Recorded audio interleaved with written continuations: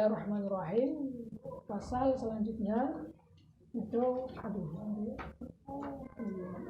faslun al-mu'rabat, ya, isim-isim mu'rab. Al-mu'rabatu qismani, qismun yu'rabu bil harakat wa qismun yu'rabu bil huruf. Isim-isim yang dimu'rabi itu ada dua. Ada yang dimu'rabi dengan menggunakan harakat, ada yang mu'rabnya dengan menggunakan huruf. Seperti yang tadi disampaikan bahwa kaidah mengatakan al-aslu yu'ta lil asli wal far'u yu'ta lil far'i. Asal itu berarti harakat, cabangnya itu adalah huruf. Buktinya apa? Kok bisa katakan seperti itu? Buktinya apa aja kita baca indal isba', itu ketika kita membaca panjang. Doma kita baca panjang. Jadi apa? Jadi wawu. Jadi wawu nantinya. Alif a misalkan a jadi alif nantinya. I kasroh i jadi ya nantinya. Makanya wawu alif ya itu dikatakan cabang, ya, dikatakan cabang karena apa? Karena lahirnya wawu alif dan ya indal isba ketika dibaca panjang itu terlahir daripada harakat itu. Nah, falladhi yu'rabu bil harakat arba'atu anwa'in. Lafal apa yang di'rabu dengan menggunakan harakat ini ada 4. Al-ismu al-mufrad, isim mufrad dengan menggunakan harakat. Zaidan, zaidun, zaidin. Itu menggunakan harakat. Kemudian jam'u taksir, jama' taksir. Kemudian jama' muannats salim, muslimatin, muslimatun, muslimatin itu juga menggunakan harakat. Wal fi'lul mudhari' alladzi lam yattasil bi akhir syai'un, dan fi'il mudhari' yang tidak bertemuan dengan sesuatu. Nah, sesuatunya itu tadi ada berapa? Ada 4. Alif tasniyah, wawu dhamir jama', ya muannats mukhatabah, dan nun taukid. Sakila au khafifah, ya.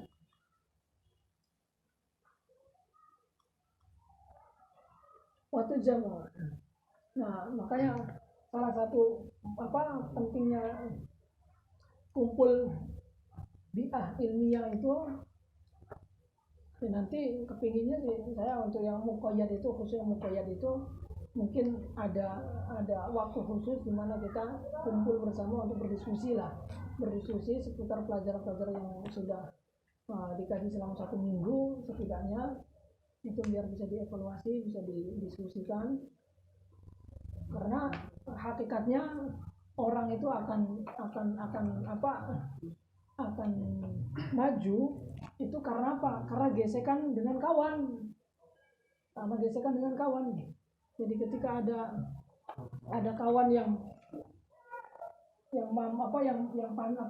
pintar ataupun yang paham, kemudian kita tidak paham, itu ketika kita melihatnya itu terkadang panas dengan sendirinya, dan dengan panasnya itu kita akan terus lebih mendalami lagi. Sehingga filosofinya itu seperti halnya padi itu ketika digiling, ya, di mesin penggilingan itu terkelupas menjadi beras. Nah, terkelupasnya padi menjadi beras itu hakikatnya bukan karena mesin, bukan. Jadi mesin kalau kita cek, kita telusuri, kita lihat dari dalam, lihat dalamnya itu tidak ada mesin alat gilingan padi yang mengelupasi satu persatu, itu tidak ada. Tapi apa? Gesekan padi yang satu dengan padi yang lain. Nah, kita pun begitu. Ya, saya pun merasakan begitu. Ketika waktunya setoran hafalan, teman-teman di samping kiri kanan ngapalin, ternyata setorannya lebih banyak. Panas kan? Nah, dengan panasnya itu kita akan terus termotivasi. Bahkan ada sengaja guru yang salah satu metodenya itu marahin murid dan merendahkan murid, mempermalukan murid. Itu jangan salah dipaham. Kalau misalkan ada guru kita di Indonesia yang galak ataupun mempermalukan murid di depan murid-murid yang lainnya, ya, saya sudah pernah sering ya disebut goblok, disebut bodoh, disebut apa sama guru, bahkan diludahin di kawan-kawan sampai ngaji Quran. Ya, cerita sendiri adik kakaknya Pak Said Akil, saya sebelum di Sarang itu kan di Kempet di Cirebon, itu terkenal galak kan kakaknya Pak Said Akil. Ya itu kalau sama murid itu ya tujuannya itu apa? Tujuannya agar terdobrak hatinya itu, kemalasannya itu kalau nggak didorong, nggak didobrak begitu, kita nggak akan merasa kita itu kurang, nggak akan merasa kita itu nggak paham, nggak akan merasa kita itu bodoh, kita itu nggak paham. Tapi baru ketika kita sudah dikatakan goblok kamu segitu aja nggak paham, itu pulang-pulang itu udah kepikiran. Nah dengan kepikirannya itu, wah itu luar biasa itu sangat berharga sekali. Langsung kita ngapalin bisa cepet, iya nggak? Daripada dipuji-puji terus. Oh hebat antumnya, nilainya bagus terus. Akhirnya bangga-bangga tuh, wah adalah saya bisa belajar lah. Orang-orang juga udah ngatain saya pinter, udah ngatain saya jajidan, adalah santai nggak usah belajar. Padahal itu racun kan. Tapi kalau kita sering diingatkan dengan hal-hal yang seperti itu sebetulnya itu nilai berharga yang mendobrak kunci gembok hati kita yang kadang sulit untuk mendobraknya kecuali dengan motivasi itu. Banyak cerita-cerita guru-guru kita dulu, kayak Makhrus Ali juga begitu, salah satu pendiri Pondok Pesantren Lirboyo. Itu juga begitu. Awalnya pulang-pulang direndahkan oleh pamannya karena pulang-pulang anaknya kiai, kemudian setelah pulang dites alfiah diadu sama keponakannya, diadu, ayo Makhrus baca alfiah, ternyata kalah. Nah saking kalahnya kemudian diomongin yang nggak enak, mungkin yang mempermalukan, akhirnya panas. Saking panasnya Ki Makhrus kabur dari rumah, dari Gedongan, asalnya dari Gedongan di Cirebon di sana. Nah, sebelum menjadi keluarga di Lirboyo, sebelum diangkat atau diambil menantu oleh Manaf. Nah itu beliau keluar dari pondoknya, dari rumahnya, dari Gedongan, kabur cari pondok pesantren lagi. Nah di situ beliau benar-benar semangat belajarnya. Nah orang tuanya, ibunya khawatir karena Ki Makhrus nggak izin, langsung pulang nggak izin. Saking khawatirnya sang ibu ini puasa terus, memuasai Ki Makhrus, yaitu menguasai hari lainnya itu dipuasain terus. Tujuannya itu pengen menyelamatkan Ki Makhrus lah, karena kabur kan nggak izin, jadi dipuasain oleh ibunya. Nah sampai kemudian kabar terdengar dari Ki Makhrus waktu Makhrus mondok di salah satu pesantren, sampai kemudian pulang lagi dan ternyata lebih alim daripada sebelumnya, sampai kemudian sekarang diambil menantu Lirboyo Ki Manaf, dan sekarang jadi salah satu pembesar di Lirboyo kan, itu Ki Manaf, kemudian Ki Makhrus sama Ki Marzuki. Dahlan itu tiga pendiri Pondok Pesantren Lirboyo. Dan itu salah satunya adalah karena malu gengsi direndahkan oleh saudaranya. Nah padahal perendahan seperti itu, rasa malu seperti itu akan melahirkan itu mutiara yang berharga yang kita tidak menemukannya kecuali dengan digoblok-goblokan itu, ya, dulu itu. Nah itu sebagian guru ada yang seperti itu, Nah itu tujuannya adalah untuk mendobrak gembok kemalasan para muridnya. Karena kalau disanjung-sanjung terus nggak akan maju-maju nantinya, karena merasanya bangga terus kan. Wah ya saya udah cukup nih, saya udah sudah mantap nih, udah hebat, udah bisa.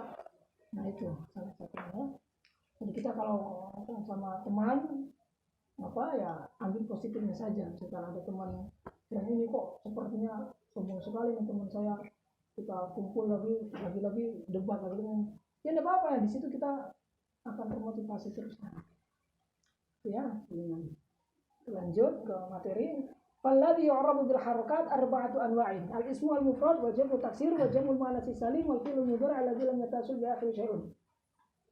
Wa kulluha turfa'u bid dhammah wa tunsabu bil fathah wa tukhfadu bil kasrati wa tujzamu bis sukun. Semuanya ini dia dirofakan dengan dhammah, dinasabkan dengan fathah, dijarkan dengan kasrah, dan dijazmkan dengan sukun.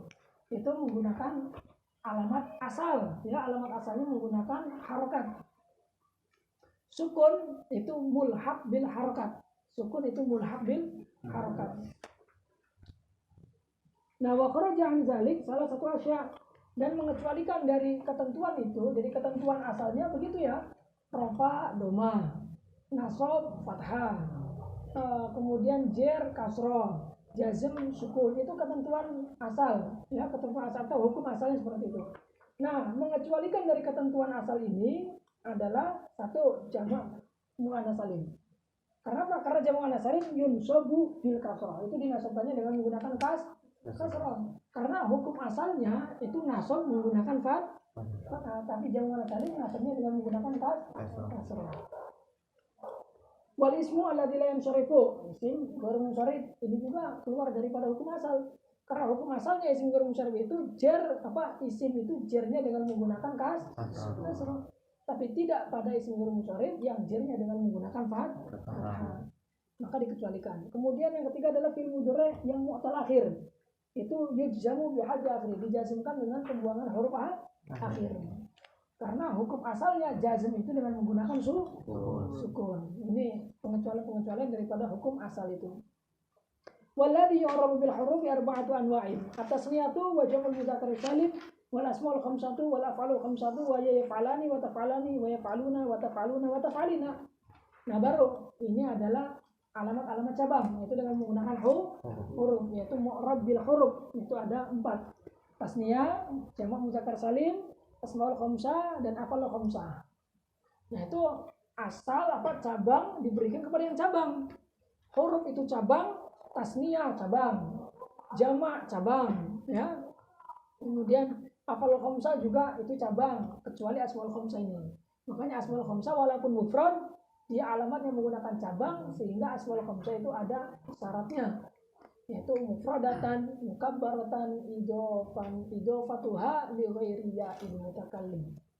Itu 4. Nah, yang pertama adalah tasniyah. Fa'ama tasniyatu faturfa'u bil alif, fatunsabu wa tufadu bil ya. Rafa'nya dengan menggunakan alif. Dengan menggunakan alif. Ya, Zaidani, misalnya rajulani, itu dengan menggunakan alif. Nasab dan jernya dengan menggunakan ya. Nanti Zaidaini ya. Zaidaini ataupun maratu bi Zaidaini atau itu Zaidaini, itu dengan menggunakan ya. Bedanya itu tadi. Kalau tasniyah itu nunnya kasroh, tapi kalau untuk yang jamak itu nunnya adalah fathah ya. Zaidina enggak bisa. Muslimina itu nunnya adalah fathah. Nah, wa amma jam'ul mudzakkar salim, adapun jamak mudzakkar salim, dia dirafakan dengan menggunakan wawu, dinasabkan dan dijerkan dengan menggunakan ya. Itu jamak mudzakkar salim. Wa amal asmaul khamsatu faturfa'u bil wawi wa tunsabu bil alifi wa tufadu bil ya. Adapun asmaul khamsah dia dirafakan dengan menggunakan wawu, dinasabkan dengan menggunakan alif dan dijerkan dengan menggunakan ya. Ini asmaul khamsah. Ra'aitu abaka, maratu bi abika, ja'a abuka. Itu dengan menggunakan wawu, ya, wawu, alif dan ya. Wa amal af'al khamsah, adapun af'al khamsah faturfa'u bin nun wa tunsabu wa tujzamu bi hadfiha. Af'al khamsah itu rafanya dengan menggunakan nun, nasab dan jazmnya dengan menggunakan pembuangan nun itu. Pembuangan nun. La yadriba, la yadribu, nah, itu nunnya dibuang. Babul af'al. Al-af'al salah satu madhi wa mudhari'un wa amrun wa daraba wa yadribu wa drib. Fi'il itu ada 3, fi'il madhi, fi'il mudhari', fi'il amr. Nah, hukum asal pada fi'il itu hukumnya adalah mabni. Awas, kita harus tahu hukum asal dan hukum ghairu asal nih.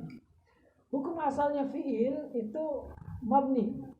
Hukum asalnya isim itu mu'rab. Kenapa isim mu'rab fi'il mabni? Alasannya isim itu hukum asalnya mu'rab karena isim itu mampu menunjukkan pada makna-makna yang berbeda, yang makna-makna itu bisa dibedakan satu dengan yang lainnya butuh pada adanya i'rab. Isim itu maknanya kan musamabih, sesuatu yang dinamainya, atau makna yang ditunjukkan oleh isim itu sendiri hanya satu. Nah, itu maknanya isim, ada makna fa'iliyah, makna isim yang menjadi fa'il, ada makna maf'uliyah, ada makna zarfiyah, idhofiyah, kemudian haliyah dan sebagainya. Nah, makna-makna itu dapat dibedakan, ini fa'iliyah, ini maf'uliyah, itu tak lain dengan menggunakan i'rab. Misalkan doroba Zaidun Amron. Ini kalau tidak ada i'rab, kita akan tidak bisa membedakan mana makna fa'il, makna maf'ul, mana isim yang menjadi fa'il dan mana isim yang menjadi maf'ul. Nah, yang bisa membedakan ini adalah fa'il, ini adalah maf'ul, tak lain hanyalah dengan i'rab. Maka dengan sebab itulah hukum asal daripada isim itu hukumnya adalah mu'rab, karena isim mampu menunjukkan pada makna-makna yang berbeda, yang makna-makna itu tidak bisa dibedakan satu dengan yang lainnya kecuali dengan menggunakan i'rab. Berbeda dengan fi'il. Fi'il itu maknanya apa? Hadas, pekerjaan, ya, dengan zaman. Nah, fi'il ini bisa menunjukkan pada makna-makna yang berbeda yang tidak butuh pada i'rab. Kenapa tidak butuh pada i'rab? Karena fi'il itu memiliki banyak sighah, memiliki banyak cadangan. Ibaratnya kalau kita baju ini, isim itu hanya punya satu style, atau punya satu warna lah. Sehingga ketika mau digunakan untuk acara apapun, ya mau nggak mau ya harus kita tandai. Misalkan kita hanya punya satu style baju putih, untuk acara ini pakai baju putih, untuk acara ini pakai baju putih. Sehingga untuk membedakannya ya kita harus tandai sendiri. Misalkan dengan pecinya atau dengan sandalnya atau dengan celananya. Itu karena apa? Karena bajunya cuma satu. Tapi kalau fi'il itu kan sehotnya banyak, butuh pada makna memukul, gunakan pakaian doroba. Butuh pada makna melihat, gunakan fi'il makna nazoro atau ro'a. Butuh pada fi'il yang menunjukkan pada makna memukul, ya doroba. Makna menghapus nasaha, misalkan makna menduga hasibah dan sebagainya. Itu bedanya. Jadi isim itu memiliki satu sighat, tapi fi'il memiliki banyak sighat. Nah, karena banyak, ketika butuh makna yang berbeda-beda, tinggal gunakan aja sighatnya masing-masing.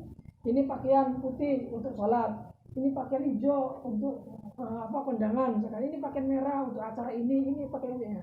Itu fi'il seperti itu, gampang, tinggal pakai sesuai dengan maknanya masing-masing. Berbeda dengan isim Zaidun, itu sighatnya ya Zaidun. Nggak ada Zaidun sighat pertama, kemudian sighat yang keduanya Daizun, sighat yang ketiganya adalah Dazai, misalkan. Nggak ada. Itu semuanya makna fa'il ya Zaidun, makna maf'ul ya Zaidun, makna idhofi ya Zaidun, makna dzarfi ya Zaidun. Itu. Sehingga untuk membedakan satu sama lainnya ya harus dengan menggunakan i'rab. Pecinya harus diganti. Sholat pecinya ini, nanti keluar lagi pecinya ini, nanti. Itu karena apa? Karena pakaiannya cuma punya satu. Isim seperti itu. Nah, makanya hukum asal daripada isim itu adalah mu'rab. Hukum asal daripada fi'il itu adalah mabni. Nah, ini hukum asal. Nah, ketika hukum asal jangan dibicarakan. Al-aslu la yus'al. Jadi kita jangan menanyakan kenapa isim itu mu'rab. Ya alasannya sudah seperti itu, ya sudah, jangan diutik-utik lagi. Yang harus kita utik-utik itu, yang harus kita pertanyakan lebih dalam lagi itu, ketika kita menemukan ada kalimat isim kok tidak mu'rab, ya. Ketika kita menemukan ada fi'il kok tidak mabni. Nah, itu yang seharusnya kita cari alasannya. Karena itu ala khilafil asli. Contoh misalkan ada isim isim fi'il. Ini kok ada isim tapi mabni. Hayata. Ini kok ada isim tapi mabni. Kenapa? Padahal hukum asal isim itu adalah mu'rab. Nah, itu yang perlu kita cari, itu alasannya. Makanya ada di Alfiyah pembahasan lebih dalam lagi, nanti ada kasyabahil wadai fi tanah wal ma'nawi fi mata fi huna. Itu ada syibih nanti ada alasannya. Atau ada fi'il tapi kok tidak mabni tapi mu'rab. Kayak misalkan pada fi'il mudhari yadribu, itu kan enggak mabni tapi mu'rab. Bisa dibaca yadribu, bisa dibaca la yadriba, bisa dibaca lam yadrib. Itu mu'rab. Kenapa kok fi'il mudhari mu'rab? Padahal hukum asalnya fi'il itu adalah mabni. Ternyata ada alasannya. Fi'il mudhari ini dikatakan mu'rab itu karena fi'il mudhari menyerupai kalimat isim.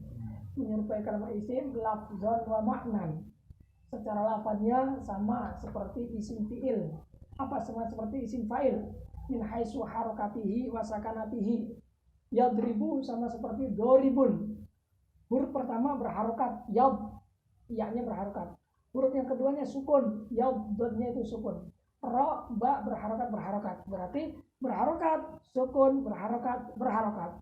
Sama persis dengan isim, juga berharokat, sukun, berharokat, ya. Doribun itu dot berharokat, alifnya sukun, ro-nya berharokat, kemudian ba-nya juga berharokat. Ini dari segi lafadznya sama. Kemudian dari segi makna juga sama dengan maknanya kalimat isim, yaitu makna apa? Makna di sini maksudnya makna dari segi isim itu bisa menunjukkan pada makna-makna yang berbeda yang butuh pada adanya i'rab. Jadi kita ada kalimat fi'il mudhari yang juga karakternya sama seperti isim, mampu menunjukkan pada makna yang bermacam-macam tanpa dirubah sehotnya, tapi dengan dirubah i'rabnya itu. Kayak contoh dalam perkataan Arab, la ta'kulis samaka wa tashrabil laban. La ta'kulis samaka wa tashrabil laban, di sini mahalul syahid lafaz wa tashrab. Fi'il mudhari syaraba yashrabu ini fi'il mudhari, dia maknanya ada 3. Makna yang pertama makna nahi, makna atof. La ta'kulis samaka, la ta'kul asalnya. Karena ketika huruf sakin hendak diharokati, li'anna harfa sakin idza hurika bil kasar. Itu maghrib ya. Enggak dikit lagi deh. Itu ketika hendak disakunkan, hendak diharokati maka diharokati kasroh. Maka baca la ta'kulis samaka wa tasrob bil laban. Nah, ini makna yang pertama, yaitu makna nahi, larangan, karena diatofkan. Maka dibaca la ta'kulis samaka wa tasrob bil laban. Asalnya wa tasrob al laban. Tapi karena disukun dikasrohkan jadi wa tasrob bil laban. Nah, ini maknanya apa? Jangan kau makan ikan, juga jangan minum susu. Ini maknanya atof, sama-sama melarang. Kedua, itu makna istinafiyah, yaitu istinaf itu permulaan, sehingga dia harokatinya itu doma. La ta'kulis samaka wa tasrobul laban. Maknanya apa? Maknanya nanti istinaf itu permulaan. Berarti kalau permulaan tidak ada hubungan dengan yang sebelumnya. Jangan kau makan ikan, namun boleh minum susu. Karena apa? Wawunya istinafiyah, tidak ada hubungan, tidak ada atof. Nah, yang ketiga itu dibaca fathah, yaitu dijadikan wawunya wawu ma'iyah. Berarti dibaca la ta'kulis samaka wa tasrobal laban. Yang diatofkan yang dinasabkan oleh an mudmaratan ba'da. Yang maknanya ma'iyah. Jadi wa tasrobal ai wa an tasrobal laban. Sehingga maknanya jangan kau makan ikan bersamaan dengan minum susu. Boleh dimakan dan diminum semuanya, tapi jangan bersamaan, karena kalau bersamaan nanti akan bahayakan. Makanya minum susu makan dulu ikannya, baru setelah makan ikannya selesai baru minum susu. Nah, itu baru boleh. Ini makna yang ketiga. Nah, dari sinilah kemudian dikatakan bahwa fi'il mudhari itu hampir mirip dengan isim dari segi makna itu, yaitu mampu menunjukkan pada makna-makna yang berbeda, yang mana-mana itu bisa dibedakan butuh dengan adanya gitu ya. Makanya fi'il mudhari itu di-i'rabi. Nah, wal amru majzumun wal mudhari maka nanti awalihi i'da zawaidil arba'. Fal madi maftul akhir abadan. Fil madi itu huruf akhirnya dibaca fathah selamanya. Wal amru majzumun abadan, fil amru dijazmkan selamanya. Wal mudhari'u makana fi awwali ada zawaidil arba'. Fi'il mudhari itu adalah fi'il yang huruf awalnya terdapat salah satu daripada huruf tambahan yang ada 4 yang disebut dengan huruf mudhari', ya, ta, hamzah dengan nun. Ya jma'uha qauluka ana itu yang dikumpulkan oleh perkataan ana itu hamzah mutakalim wahid, nun mutakalim wahid mal ghair, ya ghaib tanya mukhatab mukhatabah, gitu ya. Wa marfu'un abadan, dan ini dirofakkan selama-lamanya fi'il mudhari ini. Hatta yadkhulu alaina sibul jazim, sampai dimasuk oleh amil jazim atau amilna nasib. Sehingga yang merofakkan fi'il mudhari itu adalah amil maknawi tajarrud. Jadi amil maknawi itu ada 2, amil maknawi ibtida dengan amil maknawi tajarrud, yaitu tajarrudul mudhari'i anil nawasibi wal jawazi. Nawasibu asyratu. Nah, ini mungkin panjang penjelasan nawasib.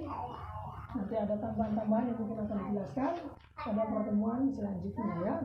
Mungkin kita cukupkan dulu sampai di sini untuk di nawasib. Insya Allah kita akan lanjut di pertemuan berikutnya, yaitu berarti di hari Sabtu ya, karena Jumatnya kita libur. Mungkin nanti di hari Sabtu itu nahu, nanti hanya berseling dengan sorofnya. Jadi nanti dua-dua, karena kalau 5 itu diputer nanti satu madang satu minggu satu kali itu lama selesainya. Nah makanya ambil tengah.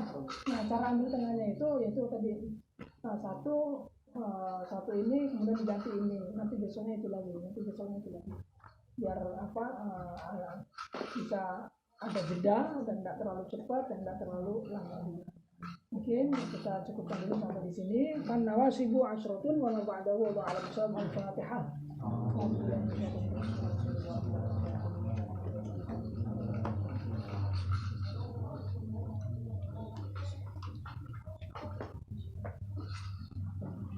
Assalamualaikum warahmatullahi wabarakatuh.